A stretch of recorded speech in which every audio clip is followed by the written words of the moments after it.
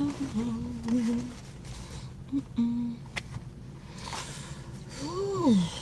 Oh, sit back. More light. Good night. Whenever you're gonna watch this live, very very late. First, I went to a morning live. Now I'm at a. I was at a. First, I did a morning live. I was doing the morning live, morning talks. Then went to afternoon talk. Now we at late night, evening, whatever you want to call it, talk. But I was very, very, very busy. I was very, very busy today. Busy day, busy day. But I have some stuff that I need to talk about.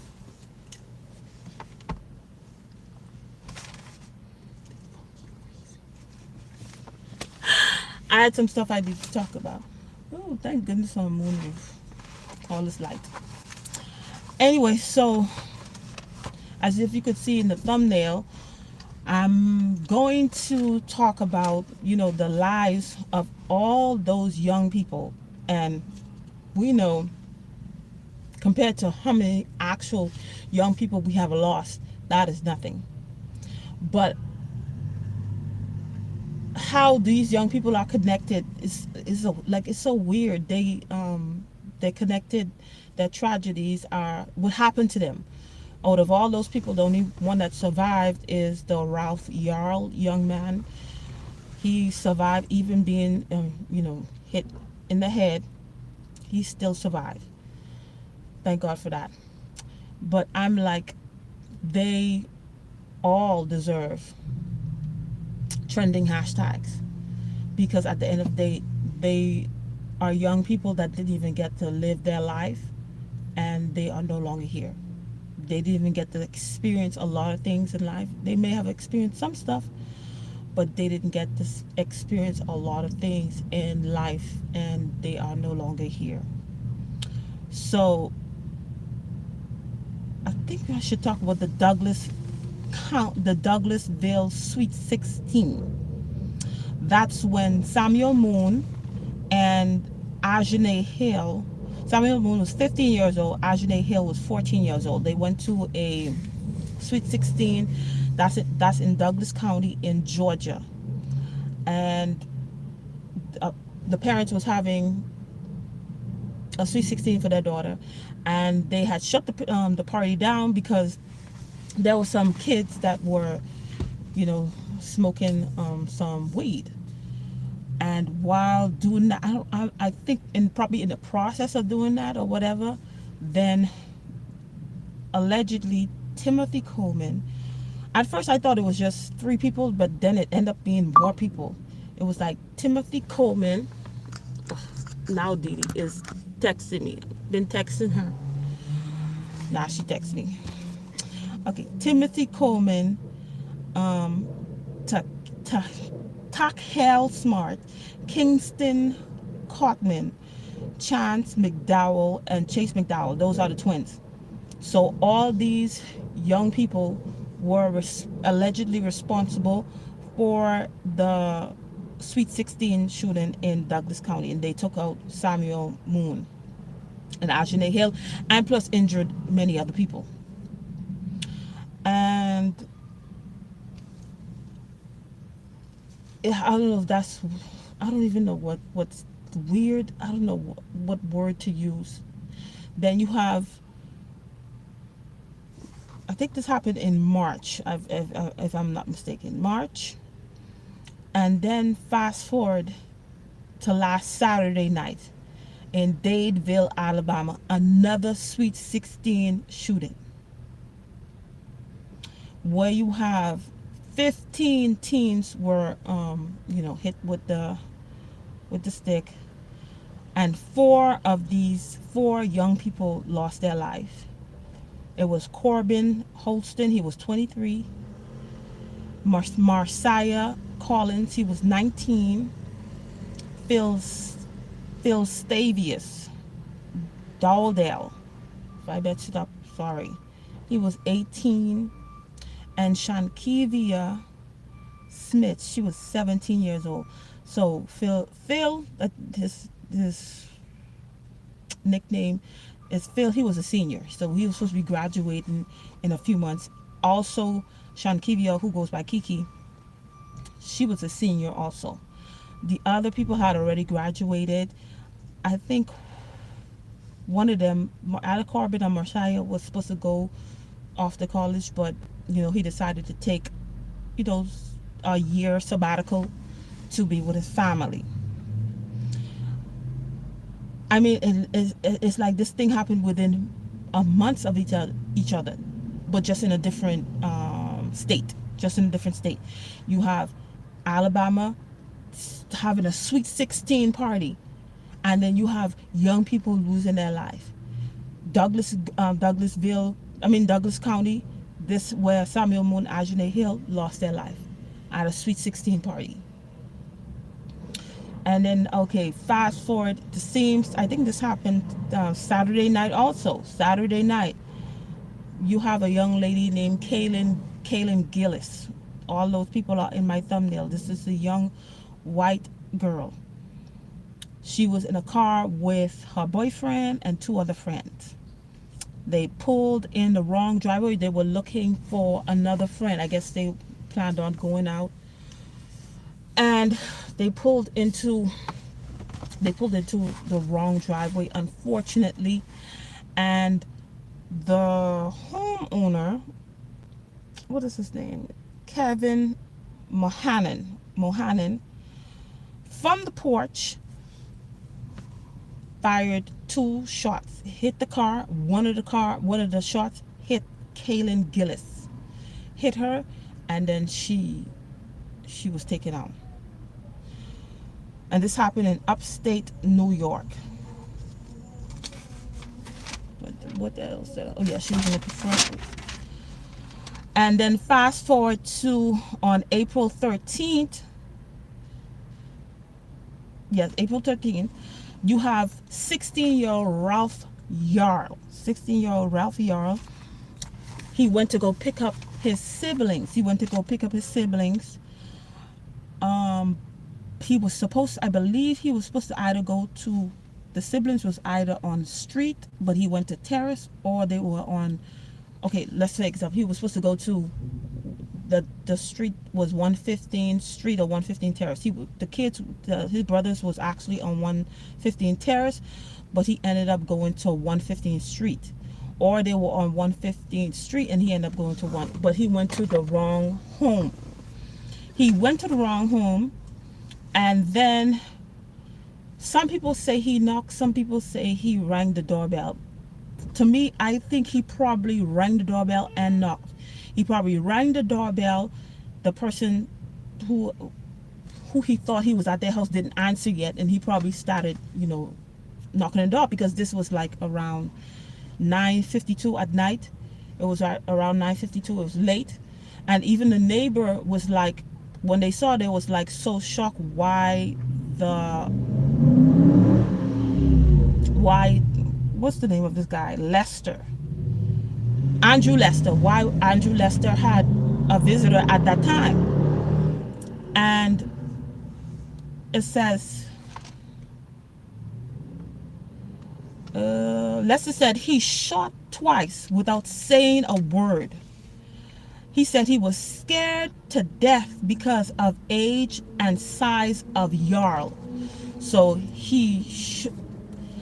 and plus there's another thing that it says he saw Ralph pulling on exterior door handle.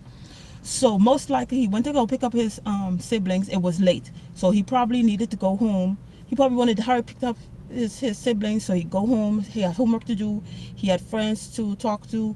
He probably wanted to finish his game. He probably just wanted to be home. So he probably ringing the doorbell, nobody's answering. He's knocking, nobody's answering. So he probably, shaking. That's me just speculating. I'm not sure. But it says there was a racial component to the case. Racial component may be a prejudice or bias, because he sees the owner sees a young black kid. I don't know how tall he is, because he said he was afraid because of Yarl's size. And then he stepped out, and then just unloaded on the boy. So it's the same, similar, almost similar to what happened to Kaylin Gillis. It's just weird. You have two Sweet 16 shootings that happened within a month, less than a month of each other, and then Ralph Yarl and Kaylin Gillis, it happened within weeks of each other. It's just disturbing. But my thing is, all of these, now Ralph Yarl, what happened to Ralph Yarl, because it's kind of have like they say, a racial component in it. So now all the people that is, once there's a racial component, they jump on the bandwagon. They jump on this for this young man. Thank God Yarl is the only one that survived. And it's probably going to be a long road to recovery, and we don't even know how how that affected him, if he's ever going to be the same person. So continue to keep this young boy in prayer. But all the other ones didn't make it. Kaylin didn't make it. Corbin, Marcia, Philtavius, Shankivia, Samuel Moon, Ajane Hill. All these is young people, under the age of 25. They don't no longer here because of senseless. It's these stuff they just bother me. I don't like to talk about them. I don't like to make stories about these stuff, but I have to say something. So my thing is, why all these kids don't have trending hashtags? Why it doesn't, when it has to be something where it pits you against another race, then everybody is talking about it, everybody's pushing it. But all these kids' lives have value to me, and all of their stories need to be shared, so it could caution other young people. We living in a time that long time you could have go to a Sweet 16 party, have fun, turn up, dance, eat, do all kind of stuff, and then you come back home. Now you go into a party, you don't even know if you're going to make it. You don't even know you're going to make it back. Then you know how much time I've pulled in a wrong driveway. Sometimes I've even pulled in the wrong driveway. I need to turn, do a 3-point turn, and I just pulled in people's driveway. You know how much times I have done that? So now I've think twice, because you don't know what type of emotionally unstable. You have to be emotionally unstable. It doesn't care. Yes, you have a bias and stuff like that, but you have to be emotionally unstable. Hey, yes, I'm scared. Yes, I'm fearful, but let me assess the situation before I do any action. That was not done with this Kevin Mohanan and Andrew Lester. So by whatever emotion they were on, they acted upon those emotions, and now Kaylin is not here, and then Ralph has a long road to recovery. Then you have these 5 young men that destroyed their lives, completely destroyed their lives, because you could say that maybe they go into jail. They were allegedly gang members. They're gonna have fun in the we don't know. They're gonna have fun in the prison or whatever, but you don't know. You don't know if you're gonna have fun in any prison. Thank you, Isabella, for all the emojis. So now their lives have changed, and they have changed all of these families. So because people are emotionally unstable, or people want to make a name for themselves, so now a mother, a father, a grandmother, grandfather, a sister, a brother, a aunt, an uncle have to live without their loved one, and we will never know what these children would turn out to be. Some people say, "Oh, look at the name. You can't even pronounce the name. They probably wasn't going to do anything right anyway." We will never know. We will never know what Samuel Moon would be, Ajane Hill would be, Corbin Holston would be, Marcia Collins, Philtavius Dowdell, Shankivia Smith, Kaylin Gillis, we'll never know. Now, Ralph Yarl, yes, but then that's a long road to recovery. That's a long road to recovery. But now you have a bunch of people just jumping on this Ralph Yarl story. Of course, trying to make a name for themselves and stuff like that. But you have other. I want. This is my. I want us to have the same energy for all young people that have lost their lives. Not only one type, not only one youth or one person, because it kind of have like a racial divide where you could say, yeah, this and this and this. And then listen here, Kaylin Gillis was a white person and Ralph was a black person, but his story is getting more attention because a lot of celebrities have talked about the story. So a lot of times people be saying, oh, they don't care about black lives. This kind of trumps that. Because I didn't even know about Kaylin Gillis' story. I heard from a YouTuber called Officer Tatum. Officer Tatum mentioned the story, and then when I looked it up, I was like, it's like the same thing, going to the wrong house, basically, going to the wrong house, and boom, tragedy happens. So that's for us to even counsel our kids, because even my kids started just learning to drive now, because I didn't want them to learn to drive at 16 because I didn't trust them. So when they got older and stuff like that, now slowly giving them things. That's me, because that's the world we live in. That's just me, because I'm a mother all the way and everything, and I don't care how old you is.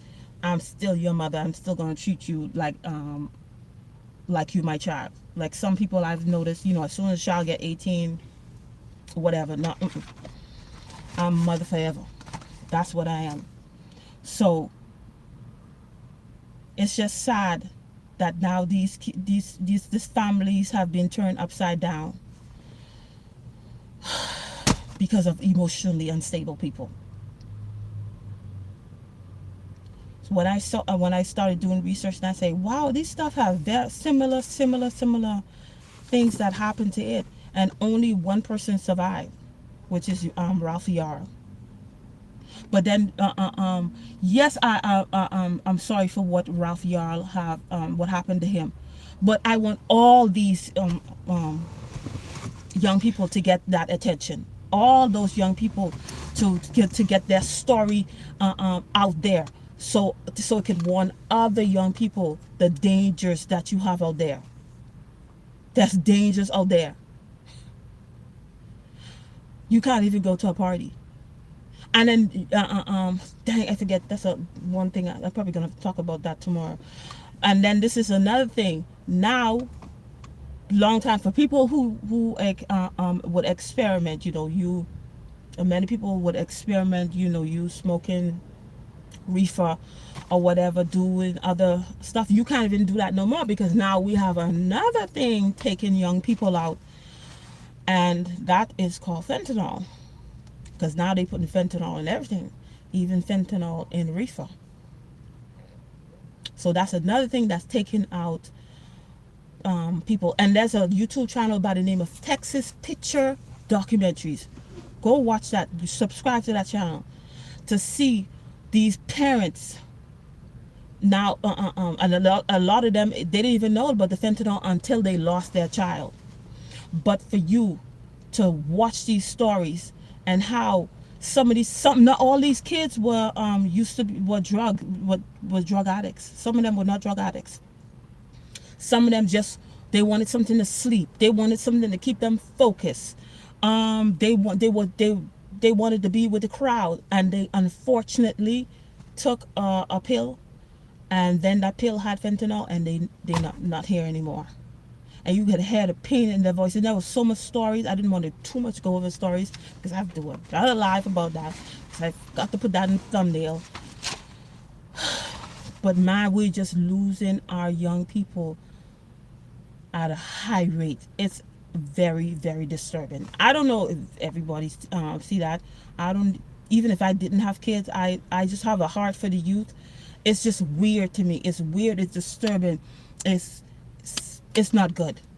It's not good. It's not good at all. I mean, you send your child out. You have all these people. I just don't know anymore. So I had a very busy day. I had this volunteer ceremony that I had to go to. That's why you see I'm doing this live this late under this light in the parking lot. But I need to talk about these stories about these young people that are no longer here because of emotionally unstable people who, who don't think before they react, people who just don't value life because they don't think their lives are valuable. Because look at those 5 boys that took all those people. You have to not think that your life is valuable to make a decision like that. You actually think you're going to get away with it. You 17 years old. It ain't like you 13, 12, 13, 14, where when you commit those stuff and then they put them in juvie and maybe they could get out, or they could plead like they had no good, and then they get away with it. But you guys are 17, and I did a short about that. That's a short about when they were arresting these boys, and then people was like, "Oh, they look like they don't know what they're doing. They look like they don't know they're here." When they was at the party planning on taking kids out, they know what they was doing. So now, when the camera's on them, now they don't look like they don't. No, they didn't care.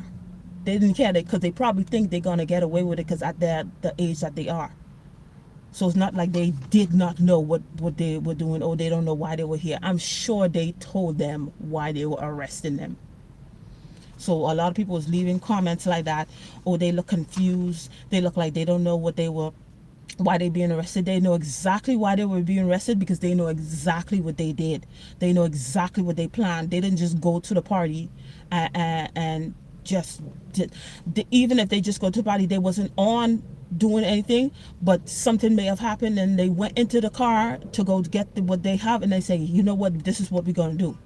So they know exactly what they were doing. Everybody has free will, because if we don't have free will, you can't be judged. You can't be judged. Everybody has free will to decide to do good or bad. The thing is, when you decide to do good or bad, you don't get to choose those the consequences that's going to come to you. So that's all I had to say on these tragic stories that happen in different places in this country. And all of these young people deserve to have their stories told as now it's like a cautionary tale, basically, as a cautionary tale to other young people. Be careful. Make sure you pulling into somebody's car, that's crazy. Pulling into somebody's house, pulling in somebody's drive. Make sure that's where you're supposed to be. When you at a sweet 16, the only thing you can say is, if you feel something is off, just leave. That's not, if you like, I've told from when my kids were small, I was before all this started happening, I was telling my kids, well, if you go someplace and you hear they sing them, don't be running, because you don't know where the danger is. You need to find some place and figure out where the danger is, and then you decide what you can't be doing like everybody running over the place and stuff like that. So that's how some people lose their life, because they're not prepared for stuff like that, because they don't think something like that would happen. You can't do that in the time that we're living in. You have to be prepared. You have to be prepared because you don't know stuff that was normal, stuff that now they abnormal. You just don't know. You have to be prepared. You have to be prepared for the worst. Don't say, oh, I don't need to do all that. That's too much. Well, that's the time we're living in, and it's not gonna get any better. It's gonna get much worse, much worse. The stories we're gonna hear are gonna get much worse, much tragic, and much sad. So prepare your children. Prepare your. Unfortunately, we have to do this. because I don't like doing these stuff. Take a toll on me. I could do these stories all the time, I can't, especially when I used to do I started to do some stories about some kids in Chicago. It was too much. I had to leave it because it was too much for me to see all these young people just losing their lives, and then you have a bunch of people that don't care. I couldn't do it. But anyway, talk to your children, talk to your family. You don't have children, talk to your nieces and nephew. Talk to them. Tell them be careful. Certain, so you go follow your intuition. If your intuition is telling you something, listen to your intuition. It can save you. If you see you're supposed to go someplace and then you can't find this, you can't find that, your car ain't starting, you call in your friend, they don't want to pick you up, maybe that means you need to stay home. And that could save your life. That could literally save your life. So thank you for tuning in with me at this late night talk. Hopefully I don't do no late night talk tomorrow. I just been busy all day. So I thank everybody that was able to come on, and I'll see you tomorrow, God's willing. Thank you.